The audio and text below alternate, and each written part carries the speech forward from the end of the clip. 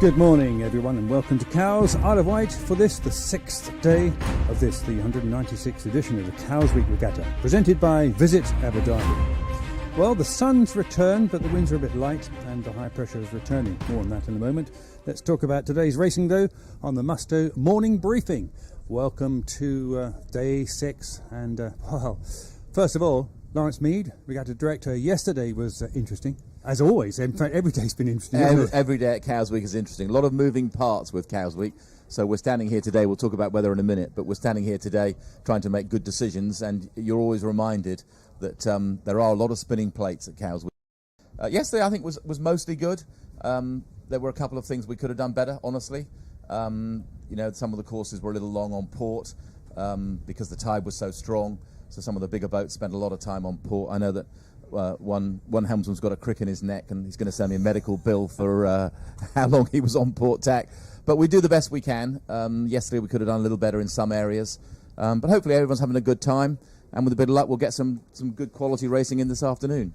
Yes, you had a gate for the first time ever. Yeah, that worked really, really well. The statistics on the split of the gate were exactly 50-50 in the XOD fleet and about 51-49 for the black group. So fantastic opportunity for us. We only just put it into the sailing instructions on the it may be useful sort of basis. We didn't really have a plan that it definitely would work. You need the right wind direction. But we did a little offset for the tide. So one end was slightly favoured over the other. And it worked really, really well. Very, very pleased with that. And we'll be keeping that in the sailing instructions for the future. Okay, brings us up to today then. There's a certain answering pennant. There is. Yeah. We're doing AP over 2. It's a patchy breeze. Fiona's going to talk about the weather in a moment, but it's a patchy breeze. We stand here in the windiest corner of the Isle of Wight, and right this moment there's a little bit of breeze on my back, but we're looking to the distance. It's pretty patchy. And, you know, the thing about Cowes Week is we can't just send everybody out. We've got to have some firmness of what's going to happen, because otherwise we end up with 500 boats all going around the ocean inappropriately or et cetera. So we'll get the weather from the owner and get some racing in later. Okay, Fiona, you've got big shoulders, haven't you? today is one of those very tricky days, definitely. So high pressure building, which gives us a light northwesterly breeze. If it was particularly cloudy, it might have held on the water all morning. However, with the sun coming out, it's particularly patchy. The heating starts getting going. You get more and more thermal effects. And we are hopeful for a southwesterly sea breeze this afternoon. Now, it's quite chilly at the moment. This is definitely the coldest corner in Cowes. But it's over on the mainland that we're watching for the air temperatures rising. It's quite a bit of cloud, so it is going to take some time, and it needs to get above the sea surface temperature to get a good southwesterly sea breeze going.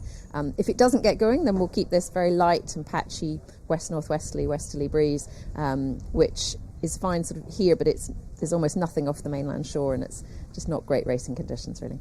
Yes, that big hot period we had a few weeks ago, record-breaking as well, has heated the water up a lot. I think we're almost at record temperatures around here. I don't remember it being that high. No, and certainly not this early in the year. You know, we might get that later on in September, Solent rising above 20 degrees, but to have it at the end of July, which it was last week, is really warm. So, you know, a 20-degree Solent sea surface temperature, we're only at 19 degrees over the mainland at the moment, so we really need sort of 23, 24 degrees of that air temperature over the mainland. It should get there, but of course with Cowes Week it's about what time does it get there soon enough to get everybody some good racing. I think it will. I think we'll have a good afternoon sea breeze.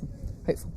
Fiona Campbell, thank you for keeping us up to date, and we'll keep you informed here on the channel as we go. But there's a little bit of breeze here, but it is quite soft as you look down the Solent, especially towards the east. There's a lot of light weather. Okay, well, let's find out what happened yesterday and, racing in the IRC we were following. Let's hear from Adam Gosling on Yes. Well, Adam, it looked like a long day today, or certainly long legs, but how did you get on? Yeah, we had a good race, although, as you say, it was a very long race, particularly long beat. It felt like we'd effectively done an offshore race by the time we got to the top mark. We saw as you came over the finishing line, or as you approached the finishing line, Leon was pretty close on your tail. How did you get on?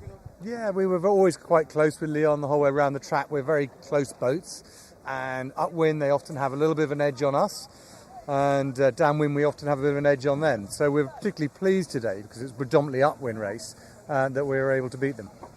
When it came to the start today, it was all change, wasn't it? A downwind start, and as we were saying on the commentary earlier on today, even the professionals don't practice this. How difficult was it to change gear and to get that right? Yeah, it's a particularly hard one. Of course, downwind with the tide behind you, and you try and be as close as you can, but if you get a little bit wrong, it's horribly wrong on that one. So you'll generally see everyone being quite conservative on it, and as you rightly say, we're not used to starting downwind, so when we're always advised it's going to be a running start, is a bit of a here we go. Do you like that though? Do you like that sort of variety that you get here at Cowes? I mean, there's downwind starts, there's shipping, there's tides, there's rocks, there's loads of traffic, and there's so many things that maybe you don't find at other regattas around the world. Is that what makes it special? Yeah, I think it's a proper love-hate relationship, isn't it? You know, we dread the running starts downwind, down tide, but then we quite like them. And the whole thing about Cowes and sailing in the Solent is it is a unique situation. As we discussed the other day, it's all logged in the books. You know, you get a copy of Winning Tides, you know as much as I know about the tides. So I have chums that come from all around the world and sail in Cowes, and they love it because you've got a whole new dimension, but they can read up on what they're going to get. So I think it's a unique place to sail, and then of course beating up the shore into the shallow stuff to get out of the tide. You don't get that many places around the world. And you're going to need to keep all that in mind over the next 2 days, because there's only a couple of points separating you and Leon, isn't there? Yeah, it's very close, and I think the results don't do service to the other two boats that are very close to us in our class, because both Incognito and Tilt are well sailed and they're really close to us all the time. They've just had a few unlucky runs, and I would expect to see them come into the results over the next few days as well. So Bertie, you had quite a needle match on Fargo, didn't you, with the other IC37? It was a long day, Matt. It really was. But you know, you can't get better than two completely evenly matched boats. These two IC37s are a real joy to sail, and we've got some great competition with our friends on Aqua, and we were just battling it out for 4 hours. Exhausting. That's what you signed up for, Bertie. It's only because you've had the whole season where you've been sailing around on your own that it feels quite hard. Yeah, I'm going back to sailing on my own again, actually. It's much easier. But in all seriousness, it was, I think we took a lot away from today. We were boat for boat. I mean, we got ahead of them, stretched our legs a little bit. They got back into us. So the lead changed a little bit. And honestly, we were absolute bow to bow on the finishing line. You could not put a paper between us. Although actually in the end, we just got split on the line. There was a trimaran moored there. One had to go one side, the other had to go the other. We didn't think going down the middle was very sensible. So that's what split us, and in the end there was a bit of line bias to the pin end, which gave it to these guys, but well deserved and no complaints. Now, you went into today equal second, I think. Was it equal second today overall? Yeah, it's so close in zero, or it was so close in zero. I think we slightly dropped off the edge now, but yeah, we were third. I think with discount the top three were like 1 point apart. I think there was 1 point apart between three boats with a discount. So it's been great. I mean, you've done a lot of racing in this boat in the Solent this year, and not all of it has been particularly close. And yet, are you surprised to find yourself? I don't mean that like at the front of the fleet, but you've had some really close racing where the rest of the season you haven't had a lot of close racing. So I think the thing is that this boat was new last year. In fact, we didn't get on the water till probably mid-June last year, and we never really got into it. We didn't really get the boat going properly. We did some further mods over the winter. Also, actually, these boats like breeze. So this year, unlike last year, which was so light, if you remember, Cowes Week last year was horrendously light and from the east until I think the last day, and then it was from the west, and there was loads of breeze. But so they like a bit of breeze, and it takes time. You've got to be patient with a new boat. You can't just jump into it and go. Did that bloke Ben give you any tips yesterday? It's exhausting telling people what to do all the time. Up a bit, down a bit, up a bit, down a bit. He was all right. He was, wasn't he? You got a bullet. Yeah, and actually great to sail with. We had a lot of fun yesterday. Actually, it was great. Good. Well, I'm glad you're having a good week. It's good to see you out there. It's good to see you having some close racing. Keep at it. Well, nothing like a good Cowes Week boat on boat. Yeah, boat on boat. Bertie Bickett on board Fargo, still lying in third place, 9 points adrift of the leader, and that's Dark and Stormy, who won again yesterday. And before that, of course, it was Yes, with Adam Gosling leading IRC Class 2. So Matt Sheen, of course, has a dock walk, and he's been out and about. Let's find out where he is. Good morning. It's day 6, and we're in a slightly different location today for the dock talk. We are at the Cowes Corinthian Yacht Club, which is a little bit further out of town. It's a favourite of mine because it has a real sort of dinghy feel about it, largely because actually one of the biggest classes they have here is the Flying 15, which they dry sail, as you can see, and you walk around. It's like walking around a dinghy park. So I really like it. They've got the sonars here as well. And of course it is actually sort of, I guess you could call it the spiritual home of the Flying 15, certainly on the Isle of Wight anyway, which is where it was designed by Arthur Fox. But the person I want to talk to is Rupert Mander, who's been dominating this class for quite some time, and he's continuing his winning ways this week. And I see him here. I'm going to interrupt him if I can. Morning. I better just come round this way so that the camera isn't shooting up into the sun. Morning, Rupert. Nice to see you. Well, I'm very well, and I'm particularly pleased to be meeting you, to be honest, without wanting to sound too sycophantic, because I've written about you so many times, because you have a habit of leading this fleet, and you're doing the same so far. Have you won every race this week so far? I think we've won every race, yes. I'd had some luck and managed to sneak ahead on several of the days, yes. What's the secret to success? Well, that was a question we've just been working out how to answer. So something to do with figuring out the tides, the wind, and starting well, and then seeing if we can stay ahead of the others. It's an active fleet here, isn't it? I mean, the Flying 15 class was born on the island, I guess. So about 75 years ago, the fleet was invented by Arthur Fox, and this year we've got the 75th anniversary, the regatta in a few weeks' time. and European Championships as well. So we've got lots of people coming from Europe, and I believe even from Hong Kong we've got one entrance, but I'm not sure how that's in Europe. And actually, internationally, it's still a class that thrives, isn't it? It's still very busy around the world. Yes, there's many fleets around the world. I can't remember how many different fleets there are, but Australia, New Zealand, South Africa, yeah, lots. And it's a class that's getting on a bit. As you say, it's 75 years old, but it's still really popular. What is it that, I mean, lots of classes have come and gone in that time. What is it that makes the Flying 15 so appealing? That's a great question.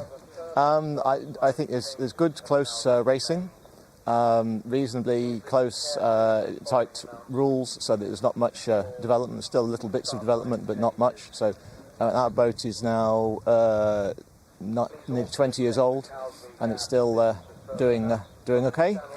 So they last a lot longer, and so some of the, as you said, some of the newer fleets are coming and going quicker than that. So.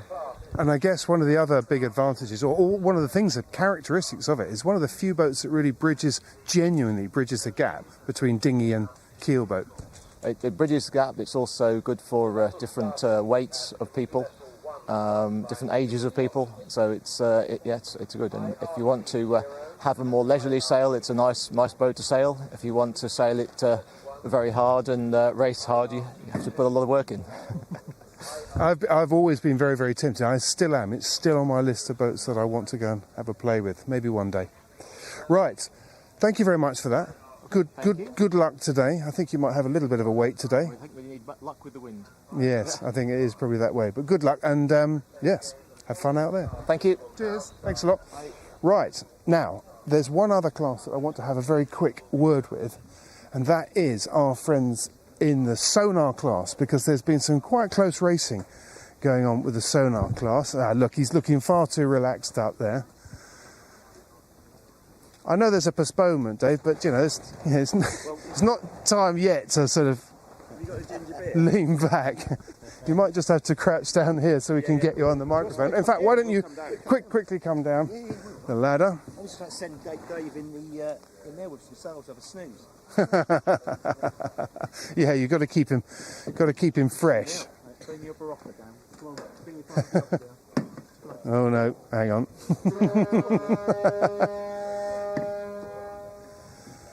Cool.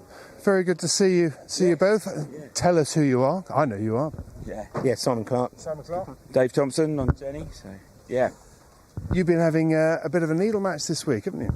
Yes, it's been very close. So we did well first day, and then we got a bunch of seconds, and then yesterday we managed to pull first out. So we're very happy. So. Nice. And who's the main competition? Oh, we've got a good friend Richard here, look, from Bertie, and you've got Matty as well. There's like a free boat race, so yeah, it's good. But everybody's been, like I said, it's really hard work this week, and everybody's having a go. So it's just keeping up and keeping going. Indeed. Do you think they're all closing in right now to try and hear what you're about to say? The secret of success is. Well, I just give Rich a cuddle now and again. He gets, on Bertie. That's just no. We always try to take friendly on the old Sonars and have a good laugh and that, and that's what it's all about. Good sailing, gently conduct, and yeah, it's good. It's probably, I mean, the Sonar was a Paralympic class, wasn't it, for quite a while, but it's probably not necessarily a boat that people know an awful lot about. Give us a sort of a taste of just an overall view of what kind of boat it is. Yeah, it goes well downwind. We overtake a few things, don't we, on the normal Tuesday night. So yeah, we 4 up. We've all got something to do. Gets quite busy doing the jibes and the getting the hoist down, and packing the kite can be quite exciting. But yeah, it goes well. Don't roll around too much, does it? So, and you've got a decent fleet here, haven't you? Yeah, it's lovely to see a fleet starting to build. And I hear I think it's the Royal Thames might have bought some as well up on their. I think it's Queen's. I can't remember now. But one, like a lake sort of thing. But that would be nice. But I don't know if they're going to come down in Cowes Week. I think they've sold over the J20 or J80s, and they've got a fleet. So hopefully they might bring them all down. So that'd be a lovely fleet then. So I know when you was talking about the Paralympic, Hannah's trying to get all them reinstated as well, Hannah Stodel. So that'd be good if for those guys, because it was always good with racing with John and Hannah and when they used to come down as well. So yeah. Perfect. Good stuff. Right, we're going to have to dash, but thanks very much. Good luck today. We'll be watching. See you later. Cheers. There you go. So, from the dinghy park at the Cowes Corinthian, it's back to you guys. Yes, back to us. Thank you, Matt, down there at the Cowes Corinthian Yacht Club. And we're looking at today's trophy. It's the New York Yacht Club Challenge Cup. Lawrence? It is indeed, yeah. It was presented by the New York Yacht Club in 1951, which many of our sailors will remember. It's got the 51 at the end, related to 1851. So it's very kindly presented by the New York Yacht Club to the Yacht Squadron, who are today's trophy club of the day. I think to mark the centenary of when they won the America's Cup in 1851. So I think they've sent us in 1951 a rather small bowl for our sweets. Maybe there was some sort of second message in there. But I know Ben Ainsley's here today. I saw him come through the castle earlier. So we should maybe send it back with some sweets and tell him he's coming to get the America's Cup back again. He's coming to get the rest of it, yeah. Exactly. So no, we've got a little breeze here at the moment. If you came round to the front, you'd say we should be racing. The problem always is, what breeze will we have, when will we have it? So we've made the decision, and we'll stick with that. And look forward to some decent breeze this afternoon. Okay, so first racing getting underway in a couple of hours? Yes, hopefully. It's a 2-hour delay from 10:30, so 12:30 is the first start. We'll obviously keep everybody up to date through the app and through the radio messages. Channel 22, there's sometimes a bit of confusion about the radio channels. Maybe we'll just talk about that for a moment. Channel 22 is the channel that we use to communicate general racing information to all the fleets. So it's Cows Week race management to all the fleets.